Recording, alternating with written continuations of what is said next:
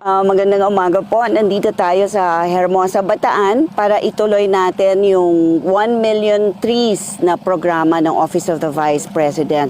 Ngayon po, nakatanim tayo ng 3,326 seedlings na kagaya ng guyabano, ng kasoy at nara. Ito po yung mga matitibay na puno talaga that can assist us faster in our efforts for reforestation para rin makatulong tayo sa paglaban sa effects ng climate change at para sa sustainability na rin po natin bilang bansa laban sa mga mararahas na epekto ng iba't ibang saring natural disasters. So, ang percentage po natin, so far, to date, we have already completed 996,124 trees. So, konti na lang, 1 million na po. Ma-achieve na natin ang ating target na 1 million trees na itinalaga from 2023 to 2028 dapat.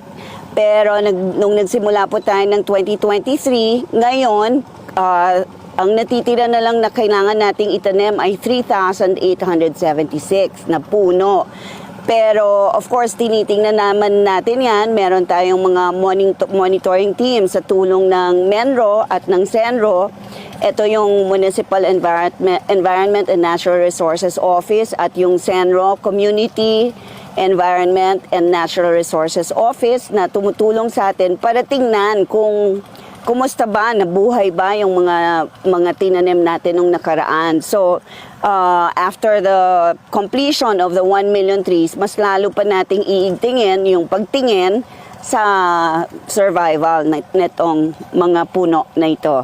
So, meron pa po tayong natitira na 550 seedlings na itatanim.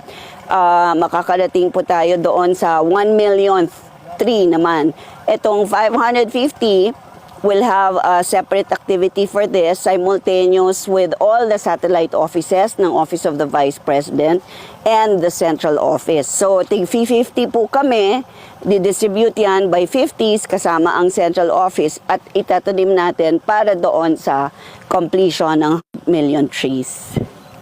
Folks, for context, ano po yung selection process in determining yung mga lugar na pinaprioritize for the tree planting? And after Bataan, folks, ano po yung mga susunod na pupuntahan natin? Oh, yes.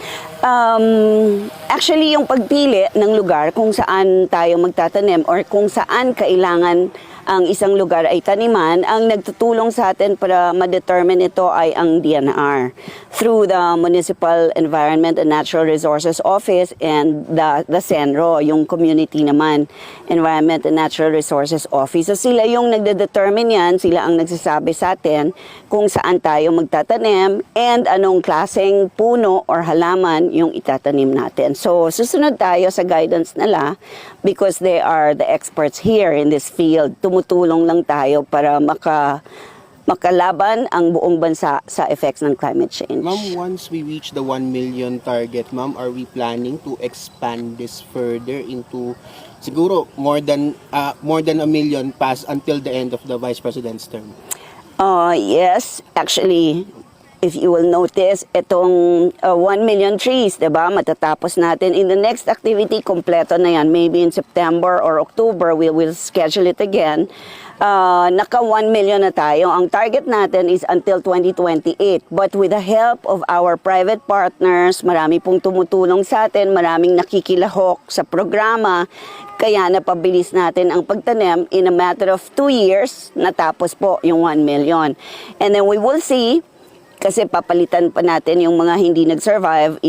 Sa monitoring and evaluation reports, makikita natin kung saan-saang lugar tayo babalik.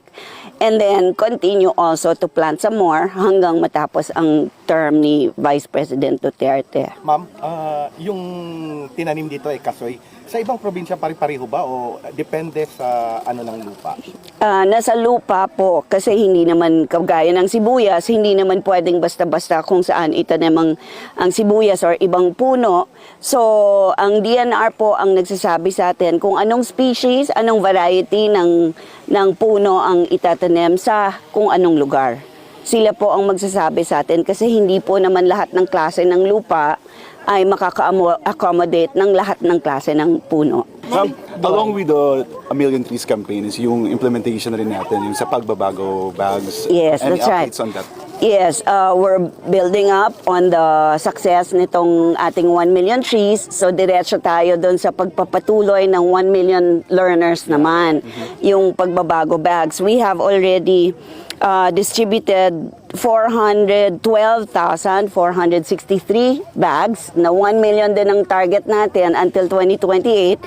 Pero itong before the year ends, makukompleto na ulit natin yung 1 million trees. Okay. Ay, 1 million bags. So, kung magkakaroon pa tayo ng additional funds for this, itutuloy-tuloy rin po natin yung pagbibigay ng bags hanggang sa 2028. So tama ma'am, this 2025, hindi apektado yung ano natin, yung services natin when it comes sa pagbabago bags, despite doon sa mga hindi natin alam, baka mabawasan yung budget po. Hindi naman na sana. I remember Senator Gatchalian said, diba, na pag walang CF, i-approve na nila yung budget natin. So wala naman kaming confidential funds na ni-request. So we're actually expecting already na approve na yung funds natin for next year. But for this year, meron pong mga hindi nakasali na tinanggalan ng pondo like medical and burial assistance and then yung pangsarap. But all the other programs na may pondo pa, tinatapos natin. Ma'am, paano yung selection po ng mga schools? Kino-consider niyo ba yung mga last mile schools or yung mga eskwelahan na hindi talaga napupuntahan ng iba pang mga government agencies? Mas yon ang atensyon ng ating pangalawang Pangulo. Last mile schools, yung mga the most isolated, the most challenging to visit, yung pinakamalalayo at mga nasa laylayan na ng lipunan. Yon ang mga gusto talaga nating mabisita at matulungan. Ma'am, since almost 2 years na nga itong pagtatanim na to, meron na ba tayong kung gaano kalaki na yung survival rate kung natin, Oh. estimate natin? Yes, ma'am. We also have monitored kasi we have already received reports in some areas kung saan tapos na silang mag-monitor kagaya ng sa BARM. Ilang probinsya rin yan doon sa BARM. Ang surviving trees natin out of 4,000 ay nasa 2,538. So that's 63.45% survival rate. And then sa SMSO, Southern Mindanao. Southern Mindanao, we have planted 35,028. We have 24,639 surviving na halaman. So, makita nyo yung ganito, yung kulang o yung namatay na hindi na kompleto, bali ang mangyayari yung ating 36.22% yung itatanim natin doon sa Southern Mindanao kasi yun yung hindi nabuhay, yung lang natin plus minus lang from those that survived against those that planted. So yun yung babalikan natin na areas priority po. Pag naubos natin ulit at nakompleto ng mataniman yan, magdadagdag na tayo ng panibagong seedlings. Ma'am, most of the trees or seedlings na nandito ay may mga bunga or parang food crops, somewhat food crops. Ano pong ginagawa po natin dun sa mga bunga or yung mga bunga na makukuha makukuha dito sa pagbabago pa, are they free po bang kunin to ng ibang mga kasakyan natin? Yes, you notice kasi medyo fruit-bearing trees yung mga tinatanim natin at saka magagamit talaga domestically. So, yung kung ano man magiging bunga niyan, ibibigay na natin doon sa mga taong nakatira doon sa lugar, bahala na sila. Kung gawin nilang source of livelihood yon, makakabuti para sa kanila at matutuwa tayo. Pero sana lang, livelihood, hindi nila itutumba yung puno kung kailangan nila. So they need to keep the trees alive so that they can continue to reap the blessings from these trees. So yun ang hiling po natin sa kanila. Pagka tinumba nila yung puno na nagbibigay sa kanila ng grasya, mawawala na sila ng source ng grasya. Ma'am, on another topic po, ma'am. Of course, malapit na po yung budget season as you said nga po na medyo na malapit na nga na you're hoping sana na ma-approve na yung budget niyo for 2025 dahil nga wala kayong request sa CF. Ma'am, may lumapit po ba sa inyong sponsor from House of Representatives po ma'am to preliminarily discuss the budget po ma'am? May lumapit na po ba sa inyong potential sponsor po ma'am from the Appropriations Committee ma'am? Wala pa po. We already have the 2 hearing dates, September 12 and September 15. Pero wala pa pong lumalapit na sponsor. Hindi pa po natin alam kung sino ang tutulong sa atin to defend our budget. So, kailan yung date, ma'am, ng budget deliberation?